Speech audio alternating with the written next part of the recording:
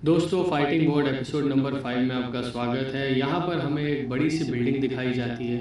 एक हेडक्वार्टर्स दिखाई जाता है जहाँ पर मिस्टर चा, जो कि यहाँ के वाइस प्रेसिडेंट में बैठे रहते हैं, मिस्टर किम उनके पास आते हैं और कहते हैं कि हमारे लिए अब से ये फाइटर फाइट करेगा। मिस्टर चा बहुत ही शॉक्ड रहते हैं, उदास रहते हैं और वो देखते हैं कि ये फाइटर हमारे लिए फ़ाइट करेगा। Are you joking? Are you kidding with me? ये एक हाई स्कूल का लड़का है और तुम समझते हो कि ये हमारे लिए फ़ाइट करेगा, ये फाइट जीतेगा और ये हमारी इज्जत वापस ला सकता है। मिस्टर किंग कहते हैं कि जब इसकी फ़ाइट ब्लैक बेल्ट से हुई थी तब मुझे एक बहुत ही इंटरेस्टिंग फैक्ट मालूम पड़ा। मिस्टर शाह कहते हैं कि ब्लैक बेल्ट को हराना, चलो उसने हरा दिया, वो बाय फ्लूक हो सकता है, लेकिन तुमको क्या लगता है कि हम इसकी बदौलत अपनी खोई हुई इज्जत वापस पा सकते हैं? क्या हम चेयरमैन को हरा सकते हैं?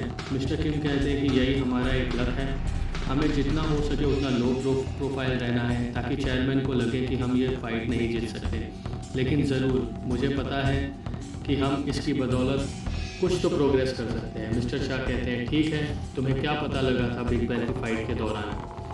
मिस्टर किम कहते हैं कि हमने बहुत सारे टेस्ट रन किए थे और एक बहुत ही इंटरेस्टिंग फैक्ट हमें पता चला। और यहाँ पर से सीन पूरा चेंज हो जाता है और मिस्टर किम बहुत ही शॉकिंगली वो बात मिस्टर शाह को बताते हैं।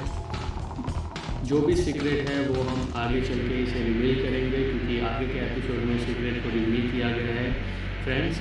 तो so please subscribe to our channel. और फिर यहाँ पे सीन शिफ्ट होता है। सन वो होश में आता है और होश में आते ही वो देखता है कि उसके मुंह की तरफ कोई पैर करके खड़ा हुआ है। उसे कोई किक करने ही जा रहा है। वहीं पे गार्ड उसे कहता है कि प्लीज़ यहाँ से आगे नहीं बढ़ना, तुम इसे हर्ट नहीं कर सकते जब तक ये राउंड स्टार्ट ना हो। ऑटोमेटिकली जब उसे बेहोशी का डोज दिया हुआ था तब उसे फाइटिंग एरिना में लेकर आया गया है। और यहाँ पर वो एक स्किनी लड़का है जिसके पीले बाल हैं, उससे फाइट करने वाला है। यहाँ पर एक ड्रोन भी है, जो ड्रोन दिखाया जाता है। यहाँ पे जो लाइव फाइट्स हैं वो सारी लाइव फाइट, जितने भी VIPs हैं उनको लाइव फाइट दिखाई जाती है। और ये राउंड का नाम है डोपिंग राउंड। जी हाँ गाइस, डोपिंग राउंड में उसे बताया जाएगा कि यहाँ पे आपको डोपिंग लेना है कि नहीं लेना है और यहाँ पे आपको फ़ाइट करना है। स्किनी सा बंदा है, वो बोलता है अरे यार तुम तो हाई स्कूल के बच्चे हो, मैं तो तुम्हें ऐसे ही चुटकियों में मसल दूंगा। यहाँ पे सनवू भी सोचता है कि हाँ हो सकता है सही बोल रहा है। वहीं पे वो देखता है कि राइट हैंड साइड पे उसके इंजेक्शन लगा हुआ है, इंजेक्शन पड़ा हुआ है। क्या उसे ये डोपिंग लेनी चाहिए या नहीं? लेकिन वही जो दूसरा लड़का रहता है वो इस डोपिंग इंजेक्शन को फ़ौरन ही ले लेता है, अपने हाथों में पकड़ लेता है और उसे अपने अंदर इंजेक्ट कर लेता है। ये सारी चीज़ें यहाँ पर ये VIP कैमरे जो हैं, जो ड्रोन्स हैं, वो उन्हें दिखा रहे हैं VIPs को। ड्रोन के नीचे एक नोज़ल है, उस नोज़ल में गन लगी हुई है, अगर आप देखेंगे तो वापस से दोबारा आते हैं। जो स्किनी बंदा रहता है वो उस इंजेक्शन को उठाता है और अपने अंदर इंजेक्ट कर लेता है। लेकिन यहाँ पर हमारा हीरो यहाँ पर सोचता है कि मुझे इसे लेना चाहिए कि नहीं। वो बोलता है कि मैं इसे नहीं लूँगा, चाहे दो, मैं इसे छोड़ देता हूँ। वहीं पर जैसे ही वो जब तक ही अपने बारे में सोचता है, वहीं पे उसे एक आवाज़ आती है कि ज़मीन पर वो इंजेक्शन गिरा हुआ है, खून के छींटे हैं लेफ़्ट और राइट में। और जो स्किनी बंदा है उसकी बॉडी में थोड़ी बहुत हलचल हो रही है, थोड़ा सी वो अनईज़ी हो रहा है और धीरे धीरे उसके मसल्स बढ़ते जा रहे हैं। और वो इस मसल्स की बढ़ती हुई ताकत को देखकर बहुत ही खुश हो रहा है। येलो हेयर वाला बंदा खुश होता है, वो स्किनी बंदा, और उसकी ताकत धीरे धीरे बढ़ती जा रही है। सनवू जब तक सोचता है कि अरे ये तो अभी तक एकदम पतला दुबला सी एक स्किनी बंदा था, ऑटोमेटिक इसके मसल्स इतने कैसे बढ़ गए? ज़रूर इसने डोपिंग पावर लिया रहेगा जिससे मसल एनहेंस होते हैं। जब तक ये सोचता है तो सामने वाला बंदा इसे डबल किक करने आ जाता है बहुत ही तेज़ी से। कैसे कैसे करके वो उसे डॉज करता है और उसका पैर जाके टाइल्स पे लग जाता है, जिसकी वजह से सारी टाइल्स टूट जाती है। सनवू ये देख के शॉक रहता है कि अचानक से इसकी स्पीड कैसे बढ़ गई और ये इतनी स्पीड बढ़ते हुए भी इसमें इतनी पावर आ गई।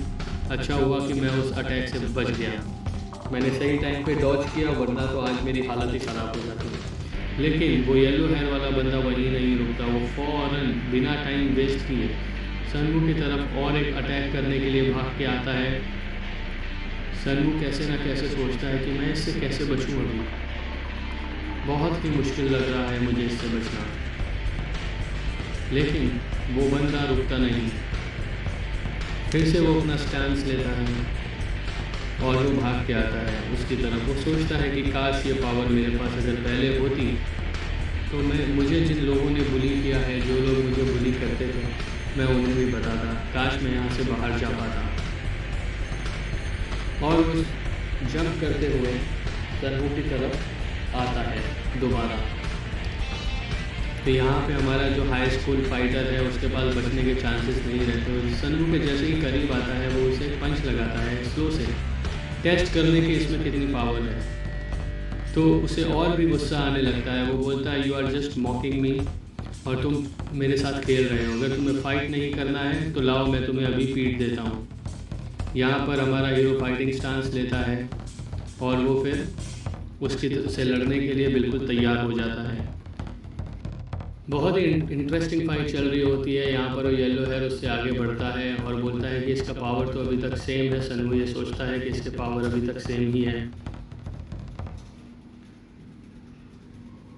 फिर वो धीरे धीरे स्टैंस से बढ़ते हुए आगे करता है। वो सोचता है कि अगर मैं इसके करीब गया तो ही मैं इसके लिए कोई ओपनिंग बना पाऊंगा और इसे मार पाऊंगा। इसके लिए मुझे इसके करीब जाना होगा। जब तक वो सोचता है तो येलो हेयर वाला बंदा उसकी तरफ ज़ोर से कूदता हुआ आता है और उसे बहुत ही ख़तरनाक एक पंच मार देता है, जिसकी वजह जो सनवू के सर पे लगता है और सर पे लगते ही वो ज़मीन पर गिर जाता है।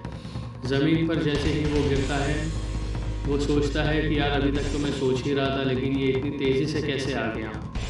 मुझे अगर इससे बचना है तो इससे थोड़ा क्लोज कांटेक्ट में आना पड़ेगा ताकि मैं इसके फेस पर मार सकूं। यहाँ पर सनवू बैलेंस बना के किक चलाता है, लेकिन वो इसमें भी फेल हो जाता है। हाँ गाइस, वो इसमें भी फेल हो जाता है। वो किक जैसे ही चलाने वाला रहता है, हमारा जो स्किनी बंदा है जो अभी मस्कुलर हो गया है, वो सनवू के बैक पे बहुत ही तेज़ फाइट मारता है, जिसकी वजह से उसके मुंह से खून निकलने लगता है और यहाँ पर इसकी हालत ख़राब है। पिटाई हो के इसकी हालत बहुत ज़्यादा ख़राब हो चुकी है। और फिर वो बंदा उसके पैर पकड़ लेता है और उसके पैर पकड़ के उसे हवा में लहराने लगता है। हवा में लहरा के उसका पैर जो पकड़ता है उतनी ज़ोर से ज़मीन पर दे मारता है कि यहाँ पर जो ज़मीन की जितनी भी टाइल्स है वो टूट जाती है। इसकी वजह से सारा अरीना गूंजने लगता है।